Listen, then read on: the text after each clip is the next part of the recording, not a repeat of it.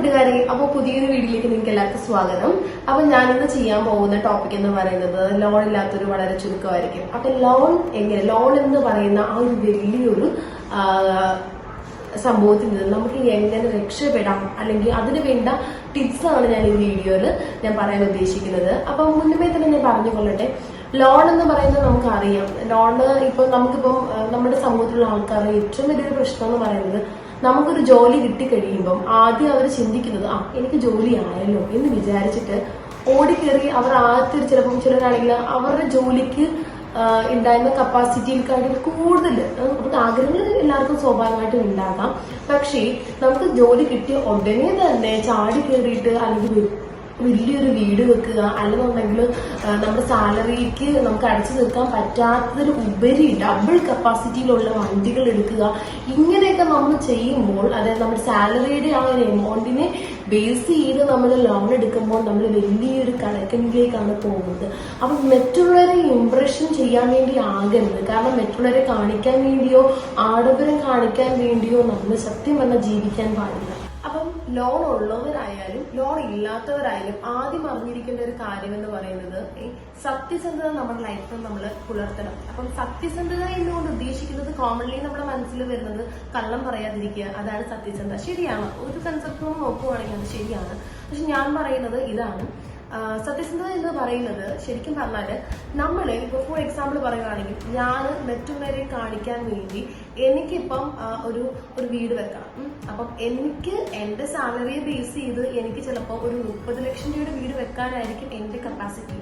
പക്ഷേ ഞാൻ മറ്റൊരാൾ വെച്ചിരിക്കുന്നത് കണ്ടിട്ടോ അല്ലെങ്കിൽ മറ്റുള്ളവരെ കാണിക്കാൻ വേണ്ടിയോ ഞാൻ 30 എന്നുള്ളത് ചിലപ്പോൾ 60 ലക്ഷം രൂപയുടെ വീട് വെക്കുകയെന്നിരിക്കട്ടെ. അപ്പൊ നമ്മൾ ഫസ്റ്റ് ചെയ്യേണ്ട ഒരു കാര്യം എന്ന് പറയുന്നത്, ഞാൻ ഓൾറെഡി കഴിഞ്ഞൊരു ദിവസം വീഡിയോ ചെയ്തിട്ടുണ്ടായിരുന്നു, നമുക്ക് കിട്ടുന്ന സാലറിയെ നമ്മൾ 50+30+20 റൂൾ നമ്മൾ ഫോളോ ചെയ്യണം എന്നുള്ളത്. അപ്പം ആ വീഡിയോ കണ്ടിട്ടില്ലാത്തതെന്നുണ്ടെങ്കിൽ തീർച്ചയായിട്ടും ഞാൻ ഡിസ്ക്രിപ്ഷനിൽ അതിന് ലിങ്ക് കൊടുത്തേക്കാം, നിങ്ങൾ ആ വീഡിയോ തീർച്ചയായിട്ടും ഒന്ന് കണ്ടോളൂ.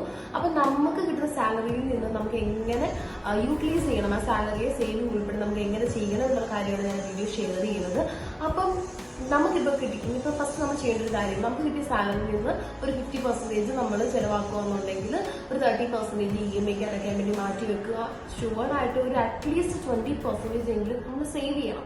ഇപ്പം ഫോർ എക്സാമ്പിൾ നമുക്കിപ്പോൾ എന്ത് വേണമെങ്കിലും, ഇപ്പം ലോണിന് അപ്ലൈ ചെയ്തിട്ട് എനിക്കൊരു ജോലി കിട്ടി, എനിക്ക് ഫസ്റ്റ് മന്ത് സാലറി കിട്ടുന്നതിന് മുന്നേ തന്നെ ജോലി കിട്ടിയ ഉടനെ ഞാനിപ്പോൾ ഒരു കാറ് വാങ്ങാൻ പോവുകയാണെങ്കിൽ നമുക്ക് പ്രത്യേകിച്ച് ഒരു കാര്യമില്ല, ലോണിന് വേണ്ടി നമ്മൾ ബാങ്കിൽ ചെന്ന് കഴിഞ്ഞാൽ അതൊന്ന് സുഖമായിട്ട് നമുക്ക് ലോൺ തരും. എത്ര ലക്ഷം രൂപയുടെ ആയാലും നമുക്ക് ലോൺ തരും. പക്ഷേ ലോൺ കിട്ടിക്കഴിഞ്ഞിട്ട് നമുക്ക് മന്ത്ലി നമുക്ക് അടയ്ക്കാൻ ഉള്ള വരുമാനം ഇല്ല എന്നുണ്ടെങ്കിൽ നമുക്ക് ശരിക്കും പെട്ടുപോകും. കാരണം നമുക്ക് 1 or 2 വട്ടം നമ്മൾ അടയ്ക്കാതിരുന്ന് കഴിഞ്ഞുള്ള വിഷയം എന്ന് പറയുന്നത് ഇൻട്രസ്റ്റ് കൂടിയിരിക്കും. എത്രയോ പേരെ എനിക്ക് അറിയാൻ 10 ലക്ഷം രൂപയുടെ ലോൺ എടുത്തിട്ട് അടയ്ക്കാൻ പറ്റാതെ 2 or 3 വട്ടമൊക്കെ അടയ്ക്കാതെ പറ്റാതെ ഇരുന്നിട്ട് ലാസ്റ്റ് ടോട്ടൽ ഇൻകം എന്ന് പറയുന്നത് 10 ലക്ഷം രൂപയുടെ ലോണ് 12-13 നിൽക്കുന്ന ഒരുപാട് പേരുണ്ട്. അപ്പൊ ലോണ് അല്ലെങ്കിൽ കടത്തിൽ നിന്ന് നമുക്ക് എങ്ങനെ രക്ഷപ്പെടാം എന്നുള്ളതാണ് ഞാൻ ഈ വീഡിയോയിൽ പറയാൻ പോകുന്നത്. നമുക്കിപ്പോൾ ഒരുപാട് കടമെന്നുണ്ടെങ്കിൽ ആദ്യം ഫസ്റ്റ് നിങ്ങൾ ചെയ്യേണ്ട ഒരു കാര്യം എന്ന് പറയുന്നത്, ഒരു ഷീറ്റ് പേപ്പർ എടുക്കുക. പേപ്പർ എടുത്ത് നമുക്കറിയാമല്ലോ നമ്മുടെ കടങ്ങൾ എന്താണെന്നുള്ളത്, അല്ലെങ്കിൽ നമ്മൾ എടുത്തിട്ടുള്ള ലോൺ എന്താണെന്നറിയാം, EMI എന്താണെന്നറിയാം, എല്ലാം അറിയാം.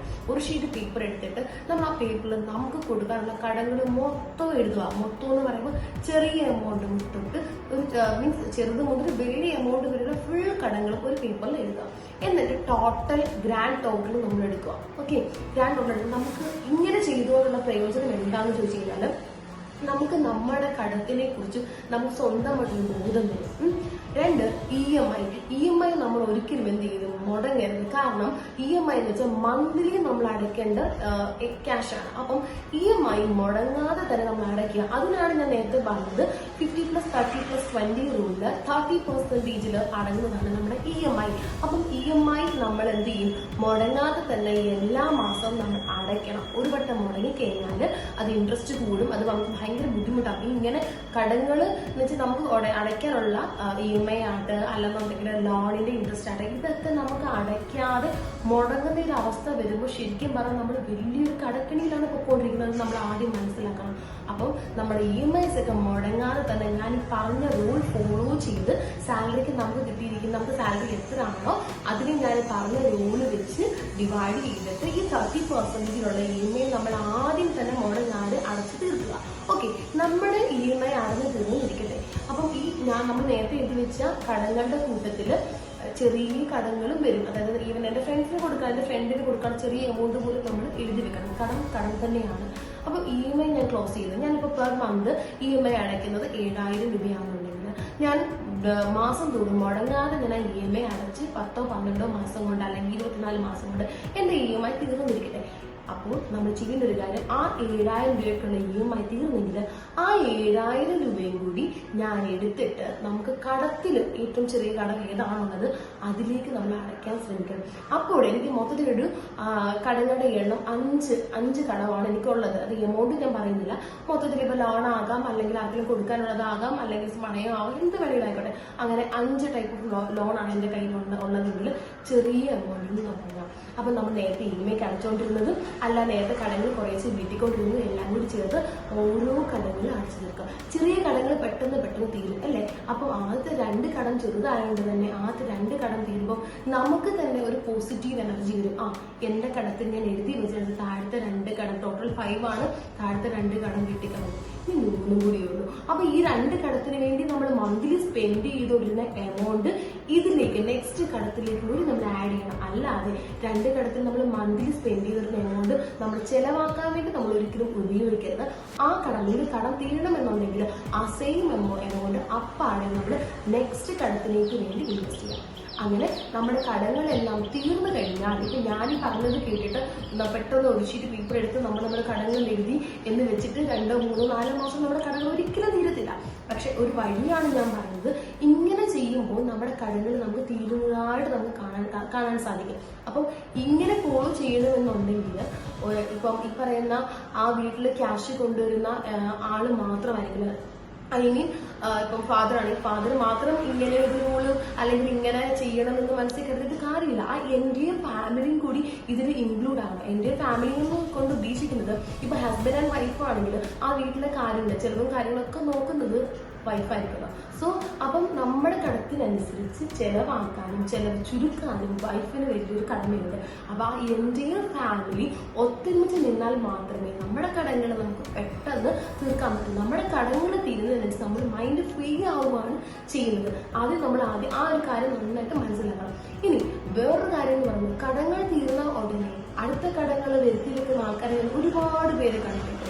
നമ്മൾ ഒരിക്കലും അങ്ങനെ ചെയ്യാൻ പാടില്ല. ഒരു കടം തീർന്ന മാത്രമേ നമുക്ക് ഡ്രീം ഉണ്ട്, ശരിയാണ്. ഇപ്പം വീട് വെച്ചു, വീടിന്റെ കടം തീർന്നു, ലോൺ അടഞ്ഞു തീർന്നു, അപ്പൊ അടുത്ത ഡ്രീമാണ്. അപ്പം അതിനു വേണ്ടി ഒട്ടനെ ചാടിക്കറി നെക്സ്റ്റ് ലോൺ എടുക്കുന്നത് അബദ്ധമാണ്. അബദ്ധം എന്ന് വെച്ചാൽ അബദ്ധം. കാരണം നമ്മൾ അങ്ങനെ ചെയ്യരുത്.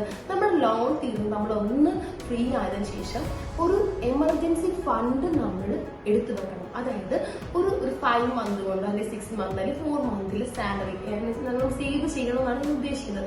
കുറച്ച് എമൗണ്ട് നമ്മുടെ വേറെ അക്കൗണ്ടിൽ സേവ് ചെയ്ത് വെച്ചതിന് ശേഷം മാത്രമേ ബാക്കിയുള്ള കാര്യങ്ങൾ ചെയ്യാൻ പാടുള്ളൂ. കാരണം എമർജൻസിയിൽ നമുക്ക് അസുഖം വന്നു കഴിഞ്ഞാൽ ആ സേവിങ്സിൽ നിന്ന് നമുക്ക് എമൗണ്ട് എടുക്കാൻ പറ്റണം. അതുപോലെ തന്നെ നമുക്ക് ലോൺ ഉണ്ടായാലും ഇല്ലെങ്കിലും എല്ലാവരും ചെയ്യുന്ന ഒരു കാര്യം എന്ന് പറയുന്നത് നമുക്ക് ഇൻഷുറൻസ് വേണം, മെഡിക്കൽ ഇൻഷുറൻസ് വേണം. 2 ലൈഫ് ഇൻഷുറൻസ് പോളിസി വേണം. കാരണം എന്ന് വെച്ചാൽ ഈവൻ നമ്മുടെ ഇപ്പോഴത്തെ സമൂഹത്തിലെ ആൾക്കാർക്ക് എപ്പം വേണമെങ്കിലും സഡൻ എന്ത് വേണമെങ്കിലും സംഭവിക്കാം. നമുക്ക് ഇപ്പം ഒരു ഫാമിലിയുടെ ഏണിംഗ് തരുന്ന ആൾക്ക് സഡൻലി എന്തെങ്കിലും സംഭവിച്ചു കഴിഞ്ഞാൽ ആ ഒരു കടത്തിന്റെ ബാധ്യത മൊത്തം ആ എൻ്റെ ഫാമിലി ബാധിക്കും. അങ്ങനെ ബാധിക്കാതിരിക്കാൻ തീർച്ചയായിട്ടും നിങ്ങളൊരു ഇൻഷുറൻസ് എടുക്കുന്നത് എപ്പോഴും ലൈഫ് ഇൻഷുറൻസ് എപ്പോഴും നല്ലതാണ്. അപ്പം ആ രണ്ടും നമ്മളിപ്പോൾ ഒരു 6 മന്ത് കൊണ്ടോ അല്ലെങ്കിൽ 5 മന്ത് കൊണ്ടോ എമർജൻസി ഫണ്ട് റെഡി ആക്കിയിട്ടുണ്ടെന്നുണ്ടെങ്കിൽ നമുക്ക് എന്ത് ചെയ്യാം, നമുക്ക് ഓൾറെഡി സേവിംഗ് ഉണ്ട് 20%. ഞാൻ പറഞ്ഞ റൂൾ വെച്ച് 20% മസ്റ്റൊന്നുമല്ല, നമ്മൾ തീരുമാനിക്കാം. നമുക്ക് 30 വേണോ 20% വേണോ സേവിംഗ് ഉള്ളത് ഡിപ്പെൻഡന്റ് ആണ്. നമ്മുടെ സാലറിക്ക് അനുസരിച്ച് നമ്മൾ ഡിസൈഡ് ചെയ്യാം. എന്നിട്ട് വീണ്ടും ലോൺ എടുക്കാതെ നമുക്ക് എന്ത് ചെയ്യാം, FD പോലെ FDയോ അല്ലെങ്കിൽ നമുക്ക് പോസ്റ്റ് ഓഫീസുകളിലൊക്കെ നമുക്ക് ആദ്യമൊക്കെ ഉണ്ട്, അതുപോലെ ഏതെങ്കിലും ഇൻവെസ്റ്റ്മെന്റിൽ നമ്മൾ തീർച്ചയായിട്ടും പങ്കെടുക്കുക. എന്നിട്ട് ആദ്യം അത് നമുക്ക് ചിലപ്പോൾ 2 ഇയേഴ്സ് ആവാം, 3 ഇയേഴ്സ് ആവാം, 4 ഇയേഴ്സ് ആവാം, അത് ഡിപ്പെൻഡന്റ് ആണ്. അപ്പം അത്രയും ഇയേഴ്സ് കൊണ്ട് നമുക്ക് കിട്ടുന്ന എമൗണ്ട് വെച്ചിട്ട് നമ്മൾ നമ്മുടെ ആഗ്രഹങ്ങൾ എന്ത് ചെയ്യുക നടത്തുക. അപ്പൊ നമുക്ക് ഒരുപാട് ആഗ്രഹങ്ങൾ ഉണ്ടെന്നുണ്ടെങ്കിൽ നമ്മൾ എന്ത് ചെയ്യുക, അതൊക്കെ ഒന്ന് നോട്ട് ചെയ്തിട്ട് നമ്മുടെ സേവിങ്സ് വെച്ചിട്ട് തന്നെ, അതായത് നമ്മൾ ഇൻവെസ്റ്റ് ചെയ്ത് നമുക്ക് കിട്ടിയ സേവിങ്സ് വെച്ചിട്ട് തന്നെ നമ്മുടെ ഡ്രീംസ് ഓരോന്ന് നമ്മൾ ചെയ്യാൻ തുടങ്ങി കഴിഞ്ഞാൽ ഈ പറയുന്ന കടക്കെണിയിൽ നമ്മൾ വീണ്ടും അകപ്പെടാതിരിക്കും. അപ്പം ഞാൻ ഈ തന്ന റൂൾസ് ഒക്കെ നിങ്ങൾ ഫോളോ ചെയ്യുക. ഞാൻ പറഞ്ഞല്ലോ, മുന്നമേ ഞാൻ പറഞ്ഞല്ലോ, ഞാൻ ഈ പറഞ്ഞത് വെച്ചിട്ട് നിങ്ങൾ ഒരു ഷീറ്റ് പേപ്പറിൽ നിങ്ങളുടെ കടകളെല്ലാം എഴുതി വെച്ചിട്ട് പെട്ടെന്ന് നമുക്ക് എന്ത് ചെയ്യാൻ പറ്റത്തില്ല, 2-3 മാസം ഒരിക്കലും നമ്മുടെ കടകളെ വീട്ടാൻ പറ്റത്തില്ല. ആദ്യം തന്നെ നമ്മളുടെ സാലറിക്ക് അനുസരിച്ച് നമ്മുടെ ഫാമിലി പ്ലാൻ, അതായത് ആ സാലറി കിട്ടുന്ന എമൗണ്ട് എങ്ങനെ നമുക്ക് യൂട്ടിലൈസ് ചെയ്യണം എന്നുള്ള റൂള് തന്നെ നമ്മൾ ഫോളോ ചെയ്യണം. അപ്പൊ അത് ഡീറ്റെയിൽ ആയിട്ട് ഇറങ്ങിയ വീഡിയോ ഞാൻ ഡിസ്ക്രിപ്ഷനിൽ ഓൾറെഡി ഞാൻ ചെയ്തിട്ടുണ്ട്. അതിന്റെ ലിങ്ക് ഞാൻ ഡിസ്ക്രിപ്ഷനിൽ കൊടുത്തേക്കാം. അപ്പൊ നെക്സ്റ്റ് വീഡിയോ ആയിട്ട്, ഈ വീഡിയോ നിങ്ങൾക്ക് ഉപകാരപ്പെട്ടെങ്കിൽ തീർച്ചയായിട്ടും ഷെയർ ചെയ്തോളൂ. നാളെ നെക്സ്റ്റ് വീഡിയോ ഞാൻ വീണ്ടും വരുന്നതായിരിക്കും. Bye bye, see you, thank U.